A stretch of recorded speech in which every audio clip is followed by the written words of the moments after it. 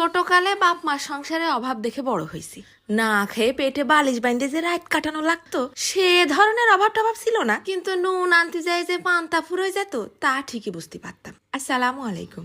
এই কথা বলতে আমার কোনো লজ্জা শরম লাগে না, কারণ আমি আমার বাপ মারে টানাটানি করে সংসার চালাতে দেখলিও কোনোদিন কিপটিমি করতে দেখিনি। বেশি রানলি বেশি খাওয়া হয়ে যাবে এই ডায়লগও মারতে শুনিনি।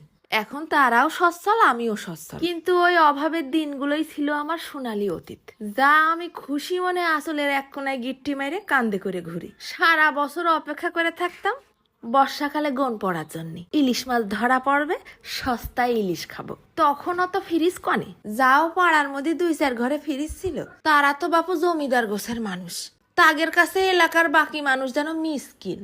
এরা আবার ফ্রিজালা বাড়ি ছাড়া কেউ কারোর সাথে মেশে না। নালি পরে আবার সাধারণ মানুষ এসে যদি আবার এক বোতল ঠান্ডা পানি চাই বসে। আমার মনে আছে দাম একটু কম পালি একবারে 2 সাইডে ইলিশ মাছ কিনে নিয়ে আসে একদিনেই ভাজি সর্ষে ইলিশ তরকারির সাথে, আর বাকি যেটুক থাকতো সেটুক আরো 2 দিন বাইন্দে খাওয়ার জন্য পানি দিয়ে ঝাল দিয়ে জ্বালায় রেখে দিত। ও সেইটা আবার গরম ভাতের সাথে পান্তা ভাতের সাথে যেন এক অমৃত স্বাদ।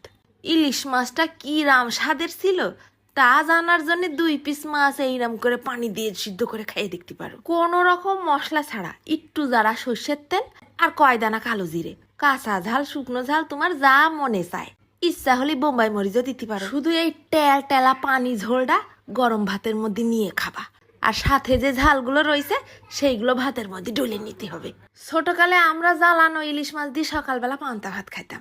এখন বুঝি রে শোনা, ফ্রিজ থাকা কোনো গর্বের বিষয় না, বরং ধাইয়ে পায়ে গাড়ির টাকা খরচ করে বাজারতে টাটকা জিনিস কিনে নিয়ে এসে ফ্রিজে রেখে রেখে বাসিটা খাওয়া হচ্ছে। শুকনো ঝাল কাঁচা ঝালের পেটের মধ্যেও ইলিশের ঘিরান ঢুকে গেছে। ঝালটা ডুলে নিয়ে ভাতটা নসো নসো করে মাখাই নিলেই হয়।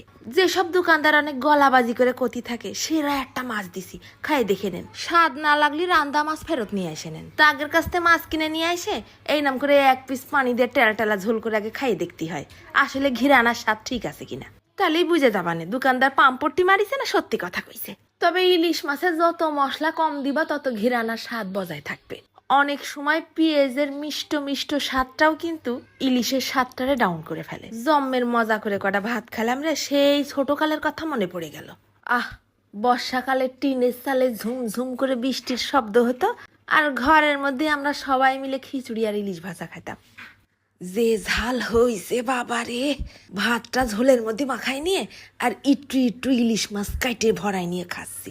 এরম করে ইলিশ মাছের টেলা ঝোল অনেকেই খাইছো, যারা নতুন রাঁধুনি কোনোদিন রাঁধতে খাওনি তাদের জন্য একটু দেখাই দিলাম। ভয়ের কোনো কারণ নেই, এত দামি মাছ এরম করে রানলে নষ্ট হয়ে যাবে ও চিন্তা করতে হবে, শুধু একটু খাইয়ে দেখে তারপরে এসে কয়ে নে চলে যাচ্ছি। ধন্যবাদ।